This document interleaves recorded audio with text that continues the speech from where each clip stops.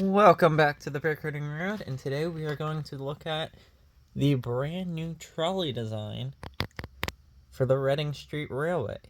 So this trolley was the newest addition to the Brickheading Railroad fleet. It is equipped with somewhat opening doors. I'm not going to try it because they usually fall off, but the doors can theoretically open. The trolley pole can lift up and down, and it can, of course, move around the tracks. The hardest part of the build was trying to get the curvature around the front and back correct. But I think it did a fairly good job.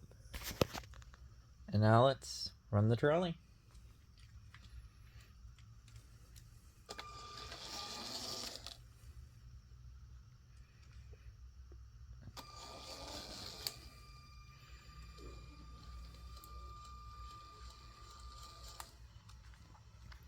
Eventually the plan is to make the trolley autonomous using a Lego color sensor and have it stop throughout the Brickheading Railroad layout.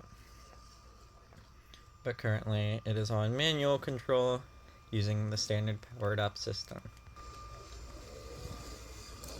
There are currently some part substitutions required to make it work since standard parts service just came back in stock. So expect to see the finished trolley whenever the next Brickheading Railroad event is.